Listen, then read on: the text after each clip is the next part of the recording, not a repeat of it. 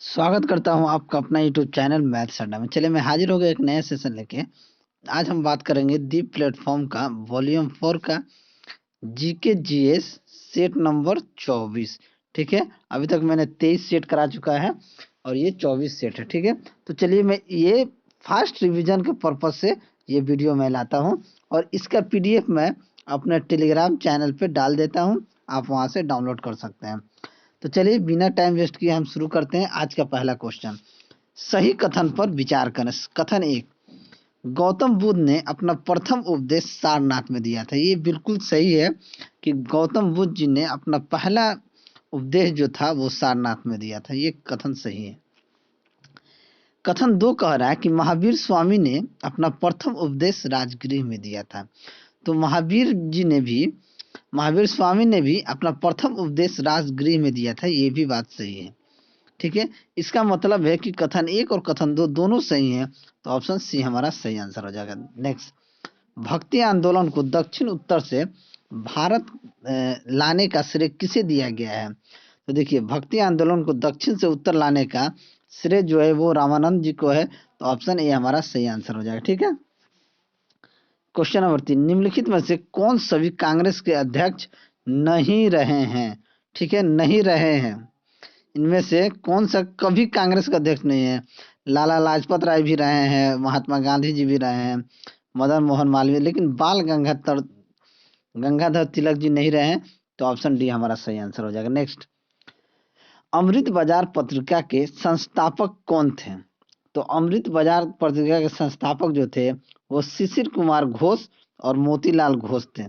तो शिशिर कुमार घोष और मोतीलाल घोष थे, तो ऑप्शन बी और सी दोनों सही है, तो ऑप्शन डी हमारा सही आंसर हो जाएगा। नेक्स्ट, निम्नलिखित में से कौन सा जोड़ा सही ढंग से मेल नहीं खाता है? यानी जो दिया गया है वो मेल नहीं खाता। जैसे सरदार सरोवर बांध नर्मदा नदी पे है, तो ये बिल्कुल सही है। सरदार सरोवर बांध जो है वो नर्मदा नदी पे है। तिलैया डैम कोनार नदी पे नहीं, यही गलत है। तिलैया डैम कोनार नदी से सुमेलित नहीं कहा रहा है, क्योंकि तिलैया बांध जो है ये डीवीसी द्वारा निर्मित पहला बांध और हाइड्रो इलेक्ट्रिक पावर स्टेशन है। ठीक है, तो ये तिलैया डैम कोनार नदी पे नहीं है। ठीक है, तो ऑप्शन बी हमारा सही आंसर हो जाएगा। ठीक है, नेक्स्ट, निम्नलिखित में से कौन सा राज्य बॉक्साइट का सबसे बड़ा उत्पादक है? तो बॉक्साइट का सबसे बड़ा उत्पादक जो है वो उड़ीसा है, तो ऑप्शन सी हमारा सही आंसर हो जाएगा। नेक्स्ट, कोयना नदी किसकी सहायक नदी है? तो कोयना नदी ये कृष्णा की सहायक नदी है, तो ऑप्शन ए हमारा सही आंसर हो जाएगा। नेक्स्ट, तुलबुल परियोजना किस राज्य केंद्र शासित प्रदेश में स्थित है? तो तुलबुल परियोजना ये जम्मू एंड कश्मीर में स्थित है, तो ऑप्शन ए हमारा सही आंसर हो जाएगा। नेक्स्ट, शीत ऋतु में भारत के उत्तरी भाग में वर्षा होती है। शीत ऋतु में भारत के उत्तरी भाग में उसे क्या कहते हैं? पश्चिमी विक्षोभ, यानी कि सी हमारा सही आंसर हो जाएगा। नेक्स्ट देखते हैं क्वेश्चन नंबर 10। क्वेश्चन नंबर 10 कह रहा है, भारतीय संविधान की प्रस्तावना में किस स्वतंत्रता का उल्लेख नहीं है? तो देखिए, विचार की स्वतंत्रता उल्लेख है, अभिव्यक्ति की स्वतंत्रता उल्लेख है, विश्वास की स्वतंत्रता ये भी उल्लेख है, लेकिन आर्थिक स्वतंत्रता का हमारे संविधान में उल्लेख नहीं है, तो ऑप्शन डी हमारा सही आंसर हो जाएगा। नेक्स्ट, भारत के उपराष्ट्रपति को पद से हटाने का प्रस्ताव प्रस्तुत किया जा सकता है। तो किसके प्रस्तुत किया जा सकता है? तो ये सिर्फ केवल राज्यसभा में प्रस्तुत किया जा सकता है, तो ऑप्शन ए हमारा सही आंसर हो जाएगा। नेक्स्ट देखते हैं क्वेश्चन नंबर 12 देखते हैं कि केंद्र और राज्यों के बीच होने वाले विवादों का निर्णय करने की उच्चतम न्यायालय की शक्ति निम्न में से किसके अंतर्गत आती है? तो ये किसके अंतर्गत आती है? ये प्रारंभिक अधिकारिता के अंतर्गत आती है, तो ऑप्शन बी आपका सही आंसर हो जाएगा। नेक्स्ट, राज्य लोक सेवा आयोग के अध्यक्ष व सदस्य अपने पद से किसके द्वारा हटाए जा सकते हैं?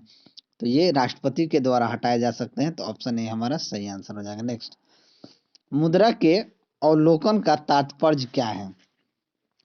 तो मुद्रा का अवलोकन का अवमूल्यन का तात्पर्य क्या है? मुद्रा के अवमूल्यन का तात्पर्य क्या है?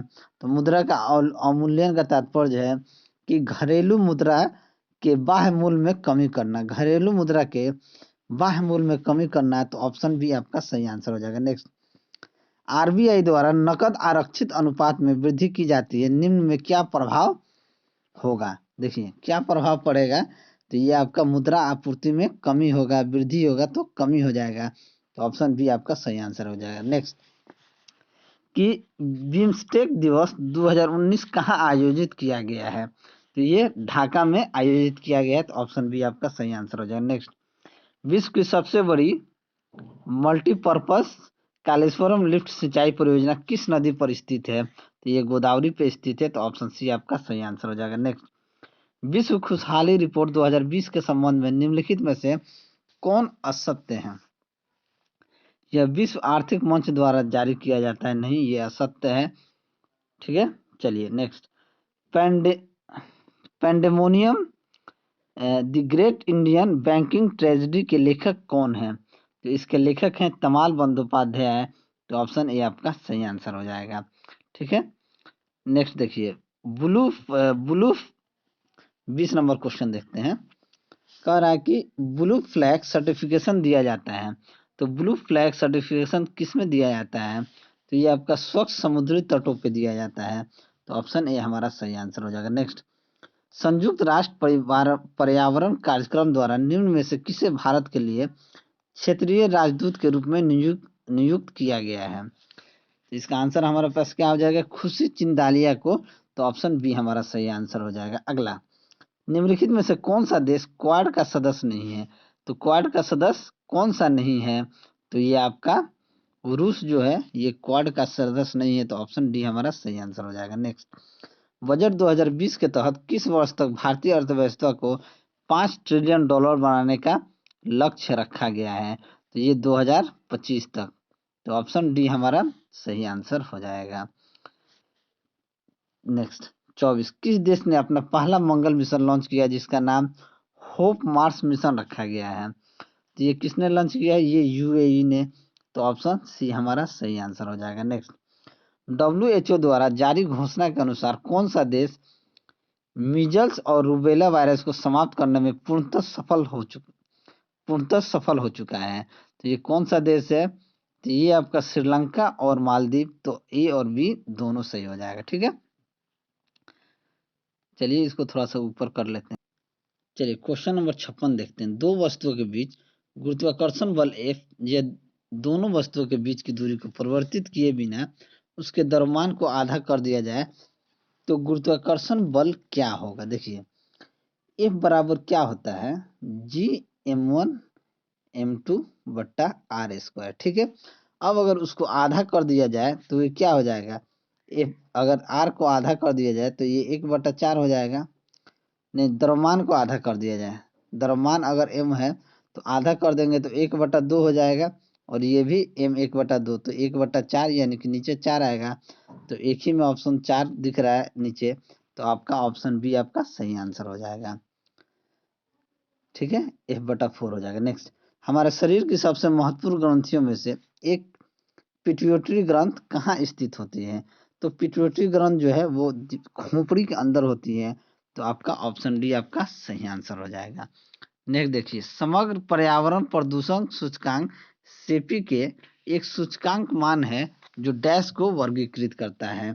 ये किसको वर्गीकृत करता है? ये पर्यावरण की गुणवत्ता को वर्गीकृत करता है, तो ऑप्शन ए आपका सही आंसर हो जाएगा। नेक्स्ट, अम्लों के बारे में निम्नलिखित में से कौन सा कथन सत्य है?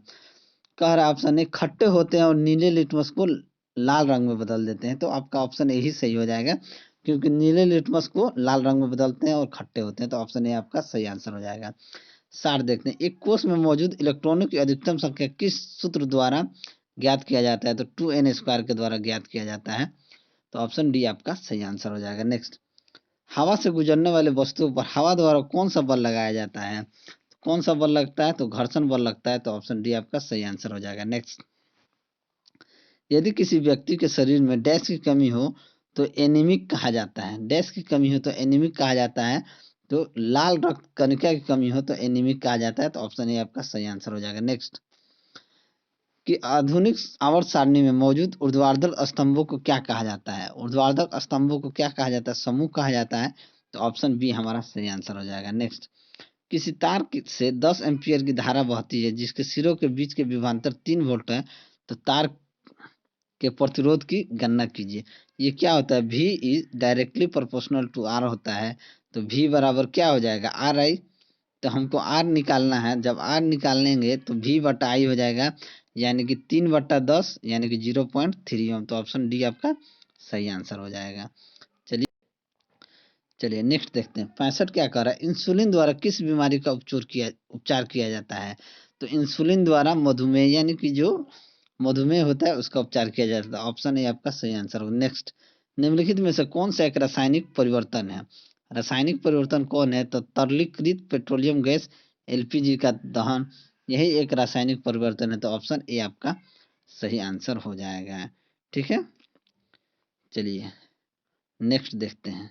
नेक्स्ट है कि 67 67 कह रहा है कि 5,589 NN तरंगदैर्घ्य का एक वर्णीय प्रकाश वायु से जल की सतह पर आपतित होता है, तो परावर्तित प्रकाश का आवृत्ति क्या हो जाएगा। देखिए C बराबर क्या होता है, N लेमडा।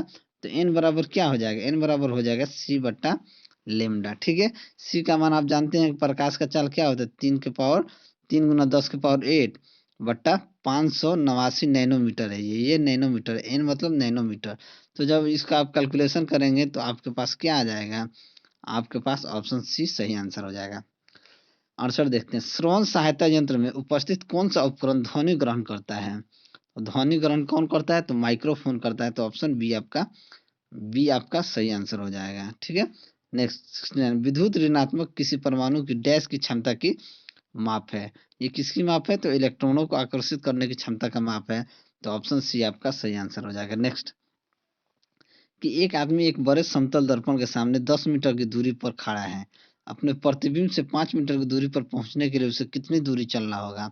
तो उसे कितनी दूरी चलना होगा, 10 मीटर की दूरी पे है, अब 5 मीटर की दूरी पर पहुंचने के लिए उसे कितनी दूरी चलना होगा, तो उसे 7.5 मीटर चलना होगा। ठीक है, तो आपका ऑप्शन ए आपका सही आंसर हो जाएगा। ठीक है, चलिए अगर वीडियो अच्छा लगा होगा तो वीडियो को लाइक करें, दोस्तों में शेयर करें। अगर आप चैनल पे नए हैं तो चैनल को सब्सक्राइब करें। मैं ऐसे ही वीडियो लेकर आपके सामने हाजिर होता रहूंगा। चलिए मिलते हैं अगले वीडियो में, तब तक के लिए जय हिंद।